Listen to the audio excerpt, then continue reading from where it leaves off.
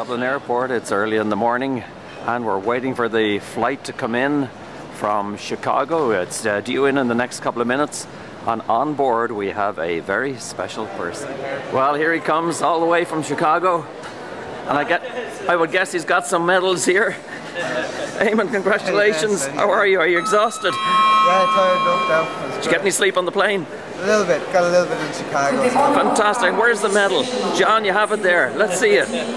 This is the real gold medal. Fantastic, Eamonn. And you got 2 other bronze ones tucked away as well. 2 other bronze, yeah. Great, marvellous. Well, listen, I got you need some rest, but we'll have a chat in a moment. So here we are at Dublin Airport. Well, most people are not up out of bed yet, but look at this man here. Well, he's got to be shattered. But Eamonn, listen, first of all, a big welcome home. Are you really tired? Yeah, it's been long out to been home, but it's good to be back now. Now you came back to Chicago, yeah? Yeah, I came back to Chicago. I had a couple of hours wait in Chicago, but it all went smoothly enough, and back here now. Good. Now listen, let's talk about the adventure in West Chester, Ohio.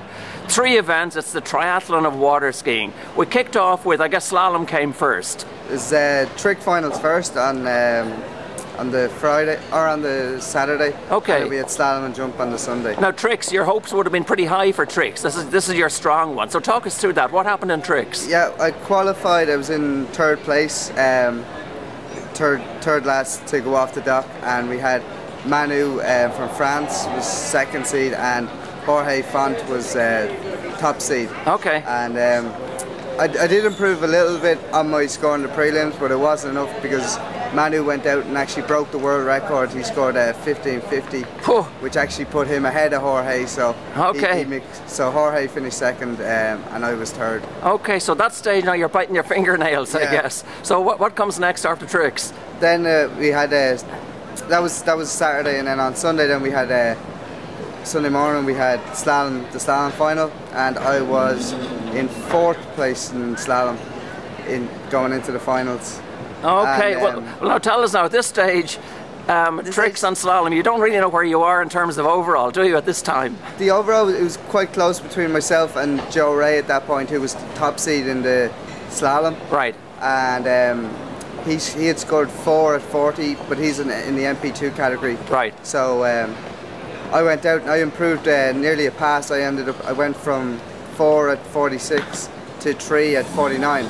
Okay. In the final, so that bumped me back from 4th place into 3rd position. Right. And Joe Ray ran the same as he did in the final, which kept him in top spot. Myself and Chad, we actually tied for 2nd place, but Chad Guzman from America had a better prelim score, which gave him the silver medal. Okay, in slalom. yeah, because we saw your scores identical. Yeah. Okay, so now you're going into the jump event, and it's all hanging on jump. So at this stage, what did you reckon you had to jump to really take the overall? I thought I was actually home and hosed for jump. I thought it just if I did the same as I did in the prelims, like 19-20 meters, it would be enough. Right. So I think I jumped 19.4. The Italian May jumped, set a big jump out at 23.6. Right. And that put a pressure on a lot of lads, and I think there was 4 or 5 people who scored 0 in the finals. Okay. So when I jumped my 19.4, yeah, and Darryl Hoyle from Australia was the last jumper off, and he went out with his very first jump and broke the world record again with 26.6. So I wasn't, after he jumped, I thought he might have just nicked it right at the ferry deck, but it was a serious jump, but it brought it right close, but I still had 40 points to spare in the end, but it was very close in the end. Fantastic, Eamonn. And you know, to come out on top, world overall champion, against a guy who's broken a world record in jump, that's an incredible feat. But listen, hanging around your neck, I expected to see 3 medals. You've got 4. Tell us, why have you got 4 medals? I wonder, they've changed the format a little bit this year. They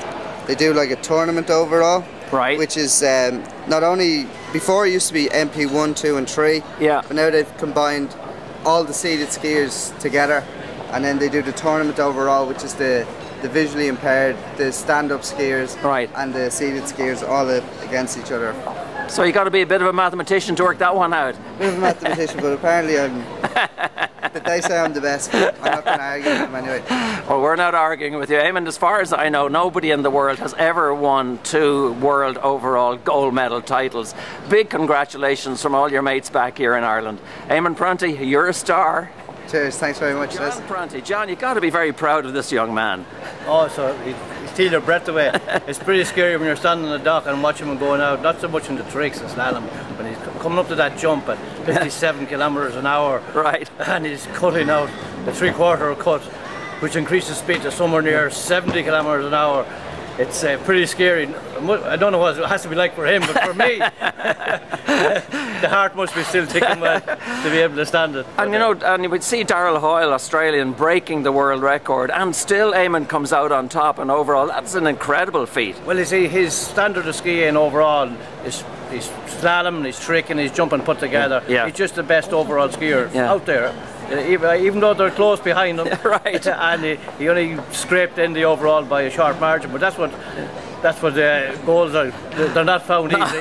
And he's just got there by his jumping and his skiing and the slalom all put together. Yeah. Fantastic, John. Now tell me, these 4 medals are going back to a very special place, not too far from Dublin Airport. Tell us, where are they going back to? Oh, they're going back to the Irish Aquatic Sports Centre in Summerhill, County Meath, where Eamonn does his own coaching along with Gavin for wakeboarding and water skiing.